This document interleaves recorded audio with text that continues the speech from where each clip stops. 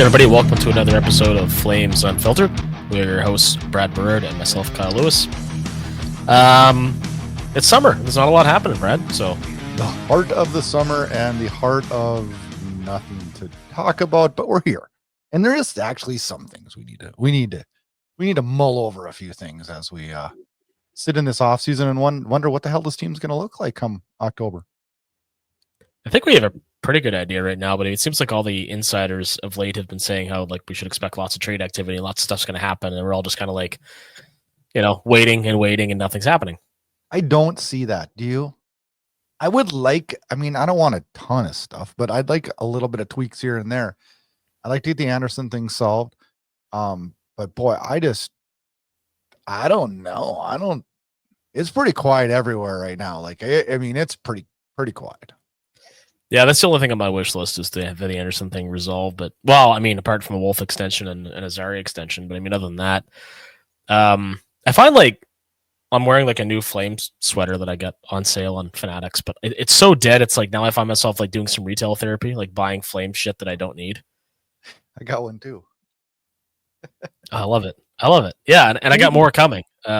Actually, I had to ship some of it to Jim Gaudreau's house because it cost just so much in duty to bring it up from the States. I don't know why I can't get the same stuff here for a decent price. So anyway, it's sitting in his house now. So I got to go down and get it. He's going to bring it here or something. But anyway. I always get stuff like I'll always be on like the Flame store, and it costs me an arm and a leg and to get stuff sent to me. But it always seems like I want stuff from that place too, instead of like the NHL shop. I don't know. You just got to go to the sales section, though. That's the key. There's always like insane deals, right? And you can always find something cool. So I guess since you mentioned costing an arm and a leg, that's a pretty good segue into a little firestorm that was created on social media this week regarding the Sportsnet Plus service, which many people in and outside of Calgary use to watch Flames games. You don't have this service, right? Because you're in the States. It's not available there. Is that correct? No, it's not. I will tell you, though, I did years ago just like make up a bunch of accounts like I was in Canada and did it, and it worked fine, but it was just a pain in the ass to watch, so I do watch the Sportsnet broadcast usually through ESPN Plus and a couple other maneuvering that I've had to do to be able to get to watch the Flames pre and post and everything that I want to do. So yeah, I've figured out roundabouts in the States. Ah, man, somebody said the word roundabout the other day and got that song stuck in my head by Yes, and you just said it and did it again. Uh-oh. But, so I used to use the NHL service when it was available and actually quite enjoyed it because the archive was fantastic. You could go way back, right? It was unreal. And you know what else I liked about it? On my TV, when I'd pull it up, it would have all the other games down below and the scores, and I literally could just arrow down and go right to that game. You used to be able to. You could quad screen it too. Have four games on at once and choose your audio. It was so good. And it sucks so bad now. Yeah. So Sportsnet Plus, in terms of the age we're in, where everybody has a streaming service, and you need multiple streaming services to watch whatever it is you enjoy, because everybody always has like the one show you want or the one selection of movies you want, whatever. In an age of streaming services, Sportsnet Plus is one of the poorest quality ones I've used. It's laggy. It's clunky. One of the dumbest things, and I can't understand this, whether it's on an Xbox, on a smart TV, whatever I watch it on, you can't exit out of the app properly. Like, you just have to switch inputs and shit like that would happen. Like, it was a horrible service. So if it was an excellent service, I could justify paying more money for it. So for those of you who don't know, likely many of you do, the service went up to $75. So it went $75. $249, it looks like, plus taxes, which is a lot in Canada, to $324.99 plus taxes. Yeah, that's a $80 increase, and a lot. And unless there's evidence that it's going to be way, way better, because I'm 5 minutes behind somebody watching on live television when I'm using it because it's so laggy. So do you have to and I found myself doing this, I have to have my phone flipped upside down and the volume off on my phone. Otherwise I'll get tweet notifications of a goal prior to it happening, and it pisses me off. Oh, I don't have notifications on for just that reason, right? It's maddening. It's absolutely maddening. But yeah, it's the point is it's a shitty service, and because it's a shitty service, there's no way to justify this increase. Which I was talking to an NHL scout about it yesterday. I was talking to a bunch of people in hockey media about it, some ex-players, a bunch of fans, obviously on X have been freaking out. Like this is a big deal. So they better come to bat with a hell of a better service, or they're just going to deal with the fact that many of us, myself included, have already canceled. And it's like, all right, I don't need this. I'll find another way to watch the games. And there will be alternative ways. I mean, and you hate to say that because you want to support the networks that support the league, but I mean, and I think if Sportsnet Plus came out with a thing and said, "Hey, it's going to be just modeled after the old NHL app," I mean, I think a lot of people would be like, "Yeah, I can play that game because that was good, and that wasn't clunky, right? And maybe I can swing it, right?" But I don't know. Like you said, when the service keeps getting worse. It just sucks. Keeps going up. Yep. I don't know. I mean, we can't do that in our line of work, can we? No, I wish. Two things that matter in sales: price and service. You damn well better have one of them, and you better hope to have both, ideally. But if you don't have either, you at least gotta have number one. I think even over price is service. And that being said, if the service was going to be blockbuster, you would pay blockbuster price. But if it's not, if it's going to be an inadequate service, like it better be damn cheap then, right? Yeah.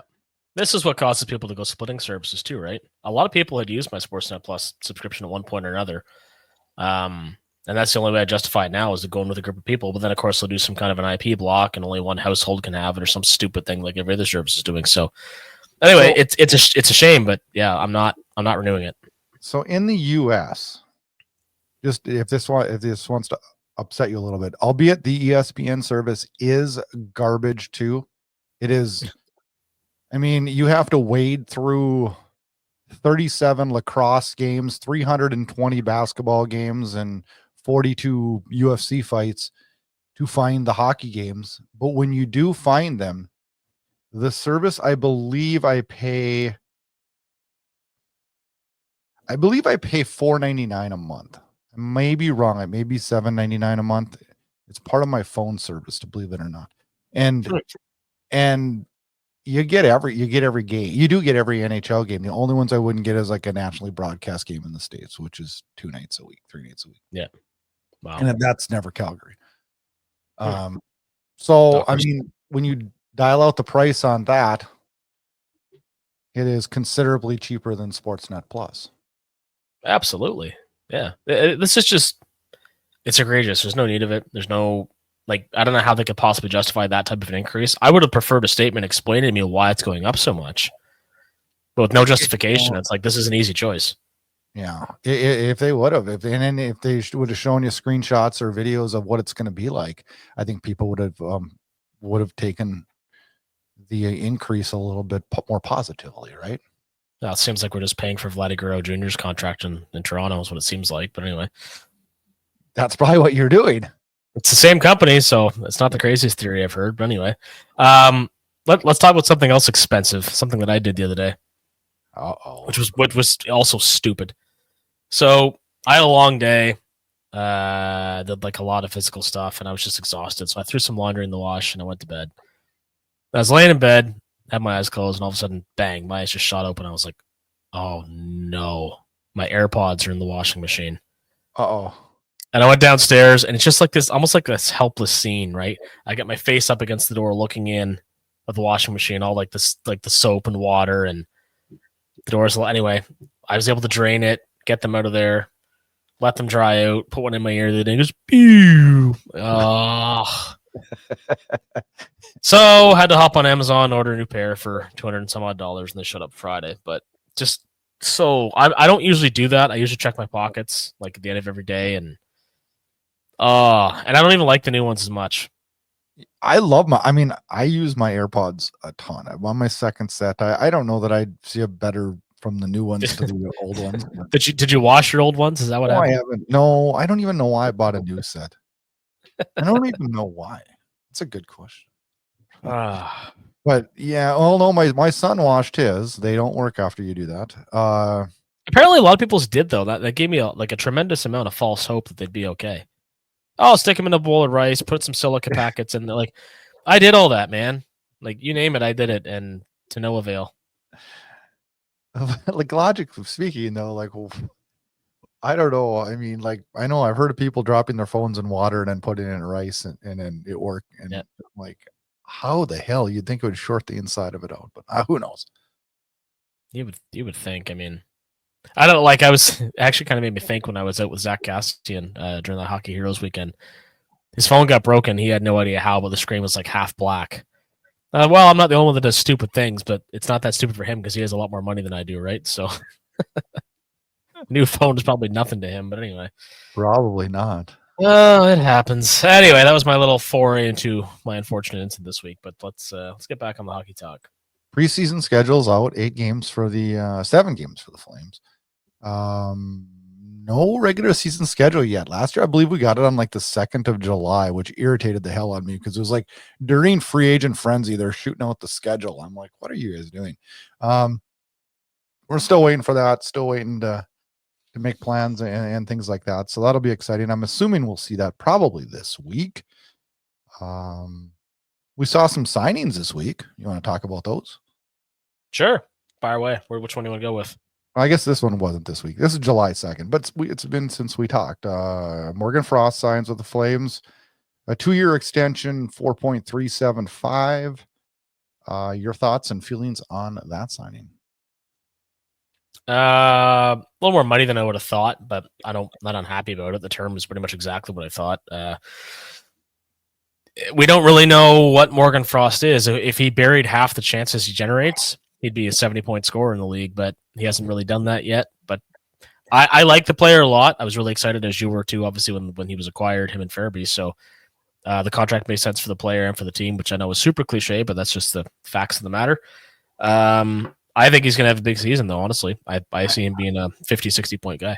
He had so many chances last year. It's like, I don't know how he can't start burying those in. I'm sitting here trying to figure out what his shooting percentage is here. Let me find it. His shooting percentage last year was 9.7. That's not good. It's not terrible either necessarily, but I mean, I think it tanked a lot when he got to Calgary. I really expected he was going to be a little more not really a prolific scorer, but a consistent scorer, and he was anything but. So, but big change, opposite side of the continent, middle of the season, middle of the game, no less. Yeah. So, at least on the Calgary side, but it was a really kind of hectic time for him, I'm sure. So, getting a full training camp under his belt with the Flames will go a long ways towards ensuring yes a successful season. But I'm excited. He's one of the players I really have an eye on this season. Me too. This coming season. Yeah. I wasn't upset by the dollar amount. The term was perfect actually because it does give us exactly what we want. I mean, we're going to know everything by the end of this year, and then we can act accordingly with it.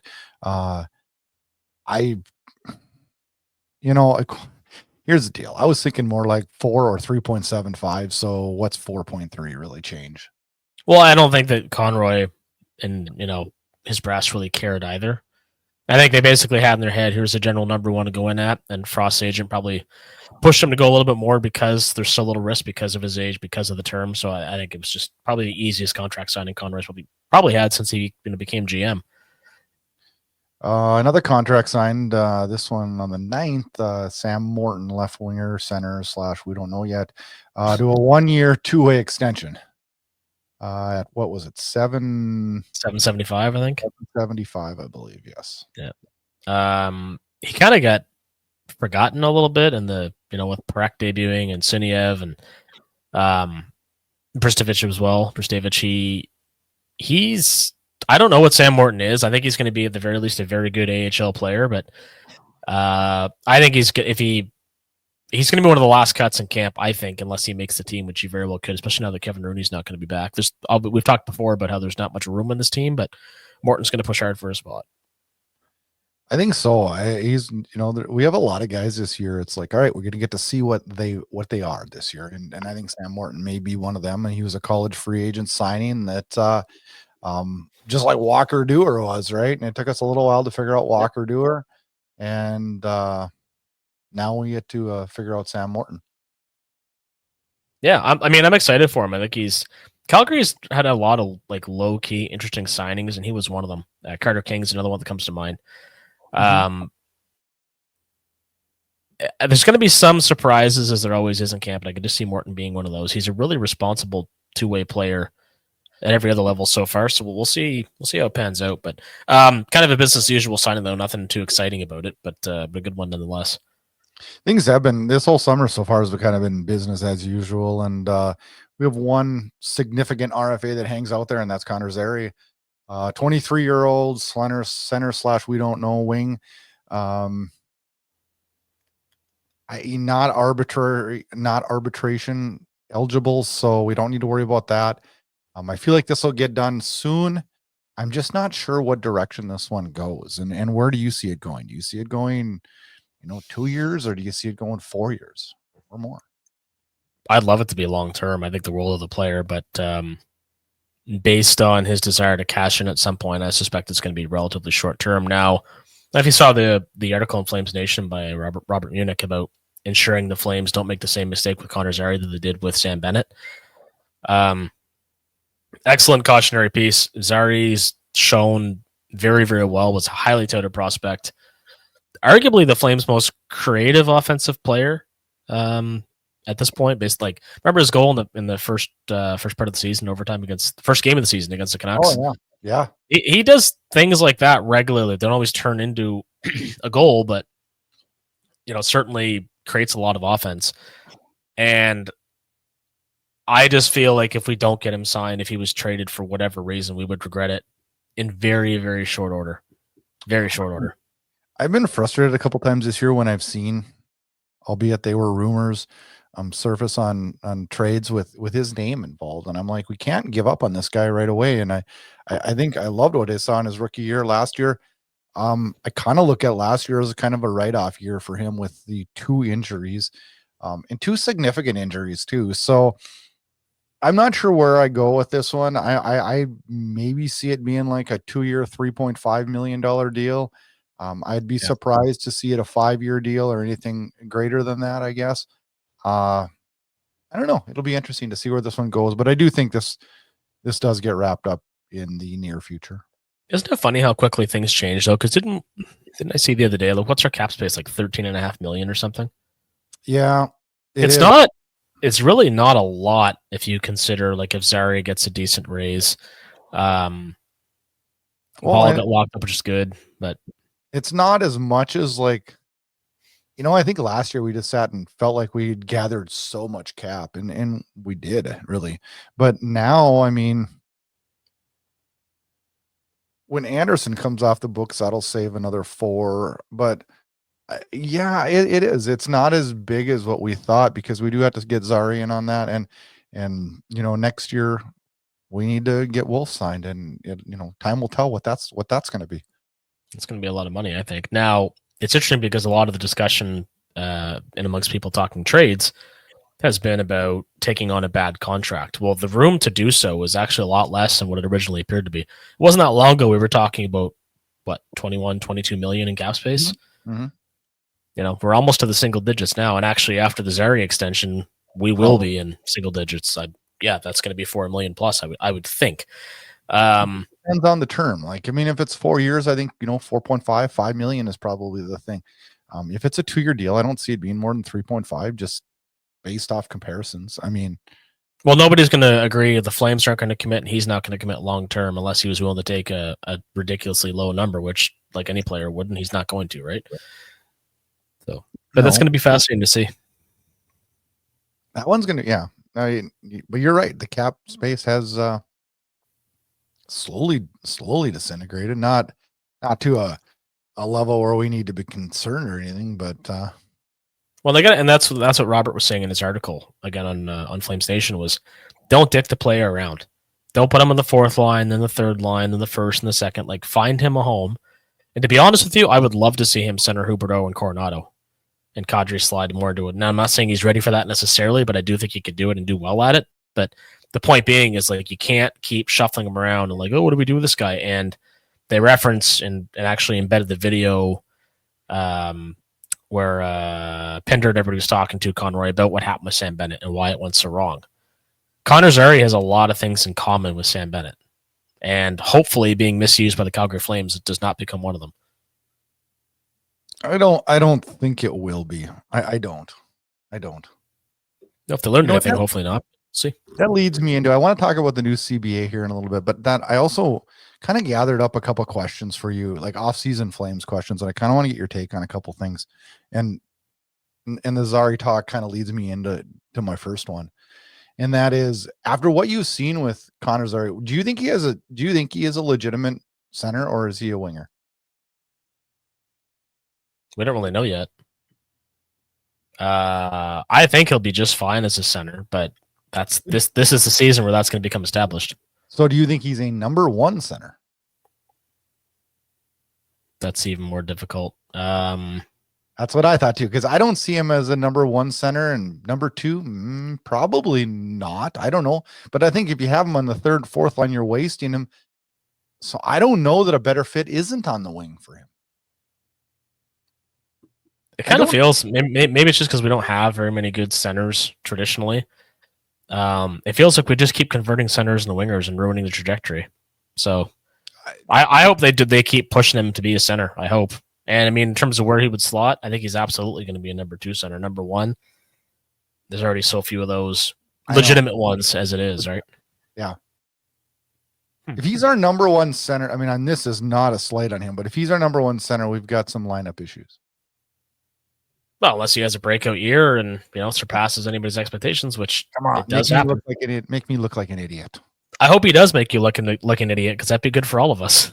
Great. Right. My next question: who's going to be the Flames' backup this year? Oh wow, that's it's a tough one. Yeah, interesting to see, just to see what Cooley is. Right? I mean, it just is. He looks so promising as our backup, and then after that injury, he just did not come back the same goalie. Yeah, and this competition is huge, 6'5", and has some more NHL experience. But also tapered off before he kind of fell off a cliff when he left the NHL, went to the KHL where he was hugely successful. So I don't think I'd love to see it be Cooley because he's so likable. Remember how much fun that was in training camp, all the videos and stuff? A lot of good clips, wasn't it? There's a lot of talk about him in camp, just a lot of it because of his interviews and stuff. And that was fun. Yeah. Yeah, man, I don't know. I'd like it to be him, like it just said, but I don't know. I see it being Prosvetov. I really do. Yeah, me too. I do too. And I think that might be the safer pick, right? Well, neither one's a great bet. And I mean, it's hard to imagine they wouldn't be a downgrade for Vladar, considering how Vladar played last season, especially in the second half. But I think everybody thinks it's a downgrade. Yeah. We'd be kidding ourselves to not. And the thing is, too, is I thought the one thing I really think the team did a masterful job with last year was integrating Wolf to the number one position. I mean, they worked him really, really precisely at the beginning of the year, sheltering him in certain games, working him in other ones, giving him back-to-back in some when he was feeling it, right? I really think the goaltending team and coaching staff did a really good job of working him in to situations, to build confidence, to build comfort, and protecting him appropriately. And then at the end of the year, there was no protection needed, right? Because he had developed into that. And this year, I do think, as much as I have high hopes for Wolf, I still think there's going to be some hurdles this year for him. I do. Depends on what the defense looks like. Largely, I think I kind of felt like the team was a little slow. Christine was the number one. I think it could happen a little bit sooner, but overall, I thought they handled him quite well as well. But the defense, and it's funny because this July's player on the Flames calendar is Danilmir Manov, who I'd love to think is a dark horse to have a major bounce back and secure a full-time NHL job, but I'm not convinced that'll happen. But yeah, it's going to depend largely on the defense. If Kevin Ball's healthy all year, that'll obviously be a huge help, along with Uyghur. If Hanley can do 80% of what he did last year, that would be great. Yeah. There's a lot of kind of what ifs because the D is fairly thin, and yeah, Wolf may end up looking like Roberto Luongo in those early Florida days. What a segue, Kyle. So my next question is Miramonov a viable defensive option for the Flames next year? Jay, look at that, huh? I should actually a good friend of mine is a good friend of his and previously coached him. I should ask him what his thoughts are. Because has he been in the gym a lot? Is he talking about just wants to change the scenery? Does he want to be a Flame? I think he does have more to prove than anybody else on that D going into the season. I'm not going to include Perek in that because Perek is the job's his. He's such a talent. There's nowhere else for him to go other than the NHL. Although defensively, I think he's going to have quite a ways to go. I'm going to say no. I want it to be yes, but there's just only a couple moments where it's like, wow, this guy looks capable, or he had a good stick, or he scored a really nice short side snipe that I remember. He's never put it all together though in the NHL, and I don't see any real reason why that's going to change. Do you think he is? No, I don't at all. He did have like those flashes, right? Where it's like, oh boy. But you know what scares me about that is all those flashes we saw of him were all offense. Did you ever see a defensive like play that he made that you're just like, oh yeah? No. Most of the time the defensive plays were, holy crap, why did he let that guy walk right up by him in the slot? Yeah. That's the sad part. And that's what's got me sitting here going, well, okay, well, I'd rather have Brustevich in. Yep. Yeah, Miramonov, he changed positions so late, relatively speaking, that I don't know that he was ever set up to succeed as an NHL defenseman necessarily, but obviously the team scouted him plenty before the Hannafin trade, and I mean he is still largely the centerpiece of that. I still think, you know what? I still think if you look at his skill wise and his talent and his skating ability wise, do you not agree? He has giant upside, right? I mean, I'm not. He does. I'm just like, okay, well, how long before we start to see progression in that? Well, and he's kind of getting lost in the shuffle as one does when you have all these good prospects come out, right? Another deep draft goes by. The other guys in the previous year have another year under their belt. Guys like Perek will graduate. Brustevich could very well graduate. To say nothing of other dark horses like Grishnikov and other guys, Solovoyov, Kuznetsov.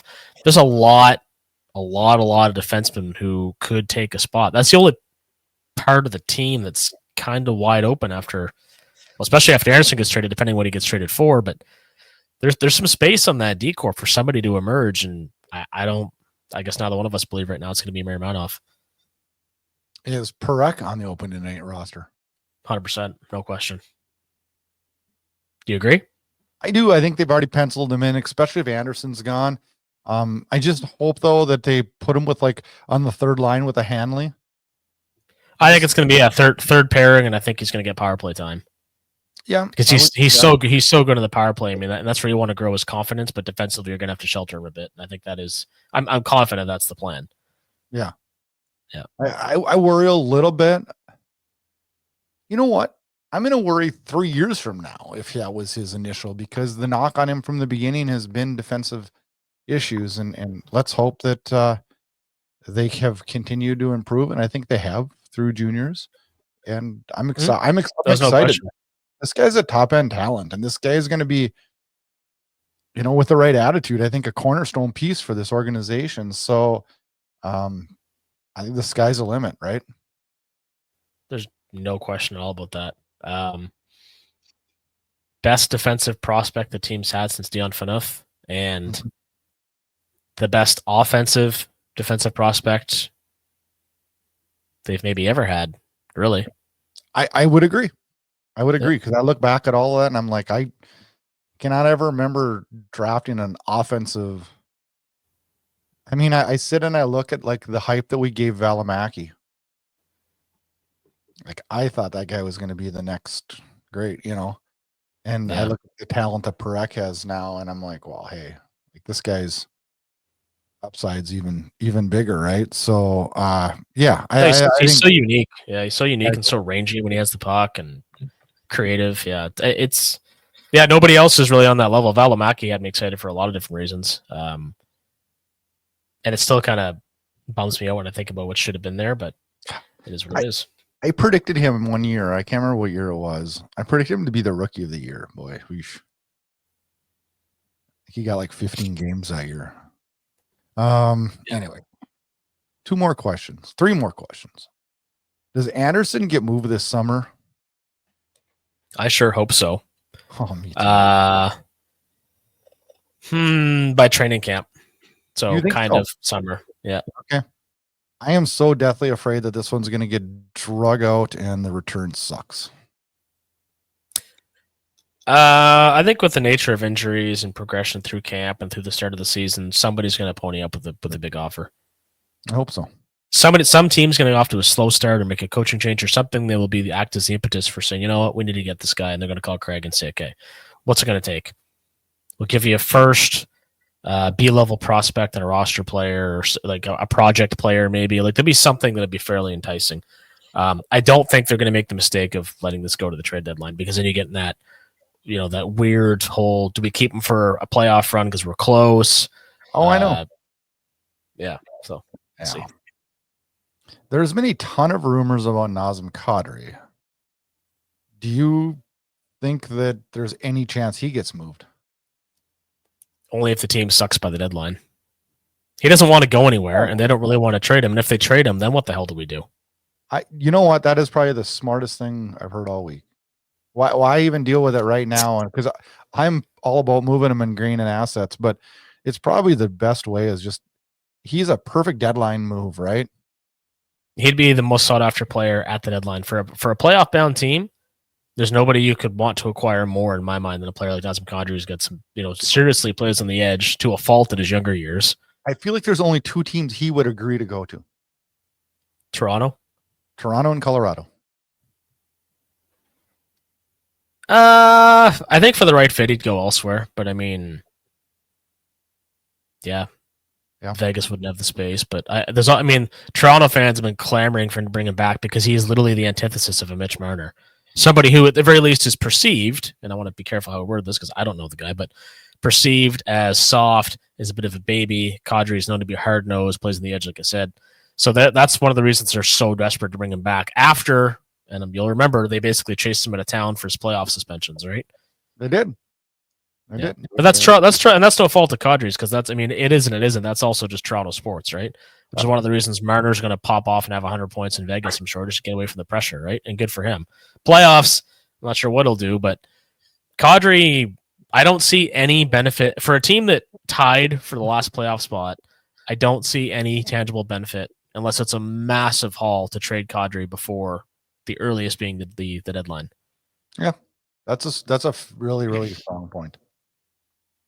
I got one final question, and we're going to talk about the CBA. I was going through the lineups, and I was looking at the depth charts and just kind of playing around with what I would do, right, with the forwards. The defense, we've already said that's up in the air. What would you, who's your, if today was the opening night, who would you put at 4th line center? Because I think I found my guy. I think Morton's a possibility, but who's your guy? I was going through it, and I'm just like, this spot is absolutely perfect for Martin Pospisil. He showed more. He showed an upside at center this year. He can win some faceoffs. We've played with him on literally every single line in every single situation possible. And he's showed good at certain times and not good at other times, right? Mm-hmm. He plays on the edge.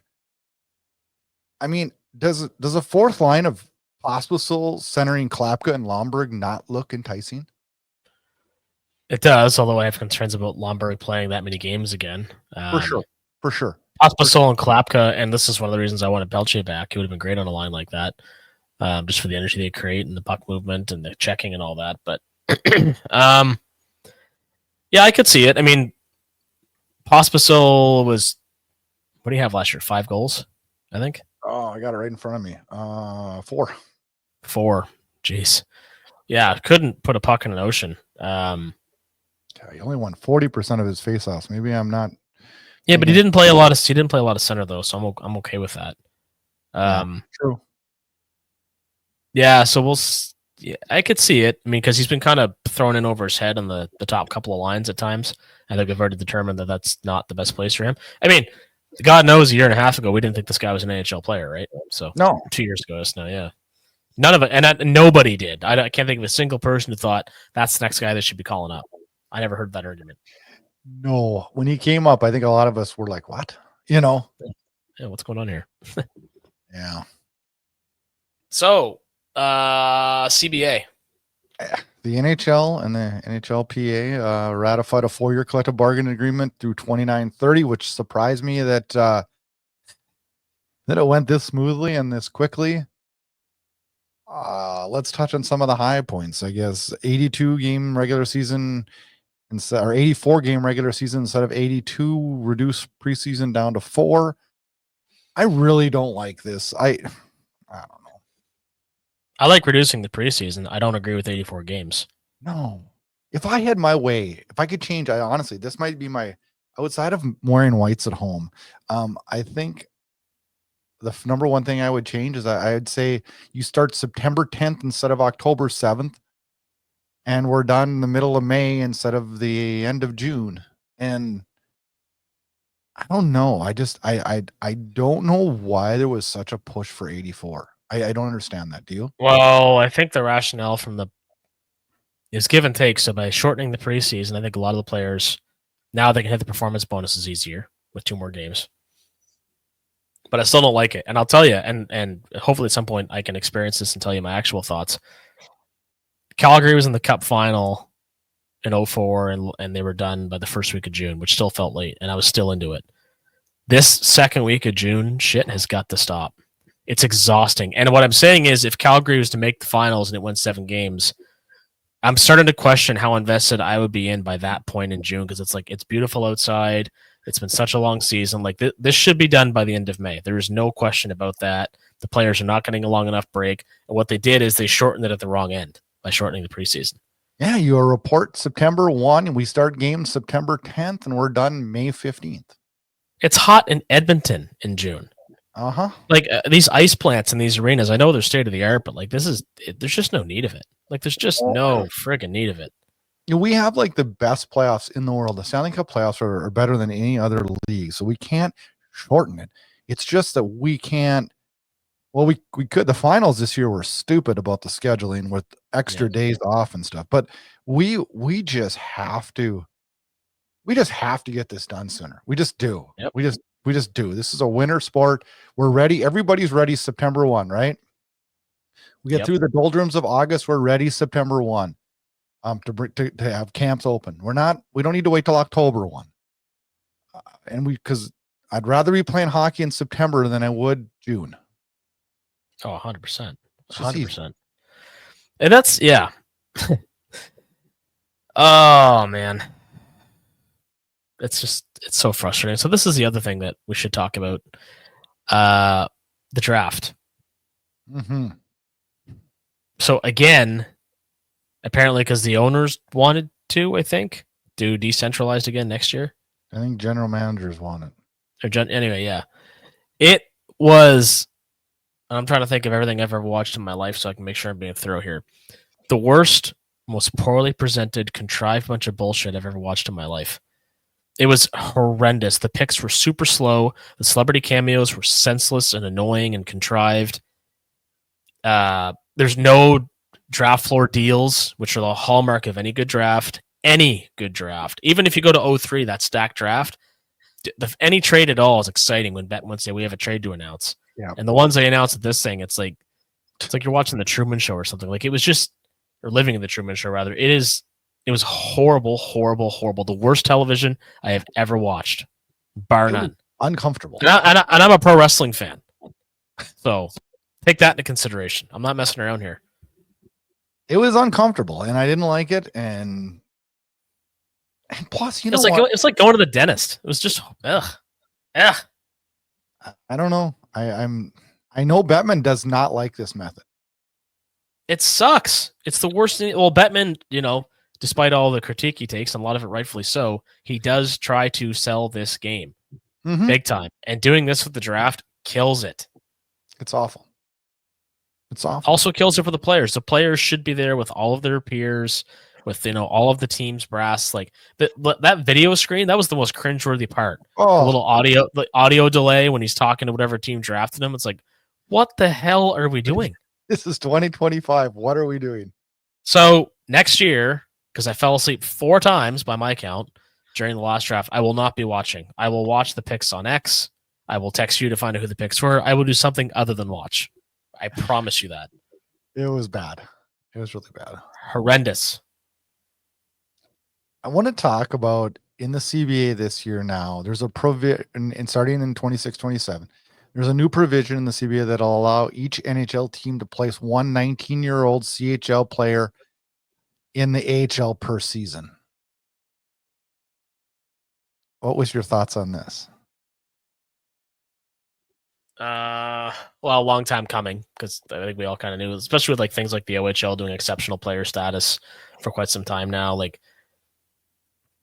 there's certain players that aren't quite ready for the NHL, but are too good to be in junior, and I think that's kind of where this comes from. I've always wondered why there's regulations on this, because if it's your minor league team and you have a contract with that team, you should be able to play on their minor league team no matter what. The only thing I can think is because it's a bit of a rougher league. There's not a lot of busing and that kind of stuff. Exactly. So then if he's not ready, you don't place him there, right? That's up to the team's discretion though, right? Yeah. I mean, I'm okay with it because I think it's going to help a lot of players' development. It's just interesting how, I don't know if you'd call this the evolution of the game, or we just can never quite get it right. These little changes, like it never stops. Yeah.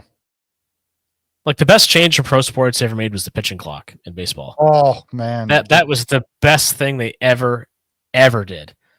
And in hockey, I don't know what the equivalent is yet. I don't think we need to speed the game up. If I think about it, I'll come up with something. But well, if you want to speed it up, you know what you don't do? You don't watch a game on Sportsnet Plus. So there you go. As we go back to that full circle.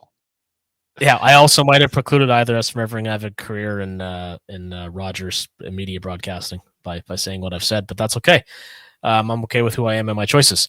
We should be able to say our thoughts, right? Well, especially when thousands of people are echoing them. Well, that's one we're men of the people. That's why we do this. That drives me crazy is we're not allowed to speak our thoughts anymore. Like, we all should be able to have an opinion. We all may not agree with that opinion, but like we all should be able to have constructive criticism. I work with a guy who's terrible at it. Yeah, terrible at it, and it's one of his biggest flaws. He can't take criticism, and sometimes it's what you need. Yeah. Anyway, so the other thing that we need to talk about, because God knows you've seen it, and I've seen it probably 200 times now, is a Nick Ternasky video on the golf course. Oh, I don't even know what I think. Well, if you watch the whole thing, the guy definitely was wasted and belligerent and kind of had it coming. My favorite part was that somebody who golfed there a day or so later put a little white flag. Yeah, R.I.P. Do you see that? I did. That was awesome. That was awesome. Anyway, don't mess around with the golf course, folks. What did you think of Misa going to Penn State in the NCAA? I didn't hear about his reasons why. I'm not sure. I mean, obviously education is part of the consideration. But I think it's just to play against more men, right? I mean, the NCAA is the average age of starting. I mean, the starting point is usually 20 years old, and it's usually 20 to 25-year-olds in the NCAA. So you're playing against men. It's a better proving ground, I guess, than the CHL would be in that aspect. Thus, that's where McKenna's going too. He's going to Penn State too, which surprises me because if you follow NCAA hockey like I do, I mean, Penn State wasn't even a team like 10 years ago. They were in the ACHA. But that's what big university money and craziness will do. And reports are that McKenna's getting $700,000 this year in NIL money, which I think is ludicrous, but that's where it's at in today's day and age. Well, it sucks for the junior teams that are losing these guys because their ability to sell tickets is, it's not good. There's going to be a giant shift in both Canadian and American junior hockey over the next 3 years. It'll all work out in the end. I do believe it'll all work out in the end. I just do think there'll be a giant shift in it because of this. I'm inclined to agree. I mean, it's going to have to, right? It has, right? And I don't necessarily like it because I like the way it was, but who knows? Maybe 5 years from now, we'll have a different opinion on it, right? Possibly. Wait and see. That's all we can do, right? That's right. Well, you ready to get on with a summer day? Yeah, I think it's hot out, but I've been outside a little while, so I really can't remember. Well, thanks everybody for joining us today on an edition of Flames Unfiltered. Check us out on all the social media. Check us out on all the podcast players. And of course, you can always watch us on YouTube. We're there. Yeah, and as soon as we have some news, God willing, soon there'll be some news that we can share. We'll be jumping back on as soon as that is to talk about that. Yep. But in the meantime, we do have much more special episodes coming up. And if you have any topics you'd like us to cover, please let us know, because we're always looking for new ideas, right? That is right. Special episodes ahead, and we'll jump in with a live episode, or not a live episode, but a pertinent news information episode as something happens, which hasn't happened. So, all right, Kyle, you go out. You have a great day, and enjoy the rest of your weekend, and I will also. You as well. We'll talk to you guys soon.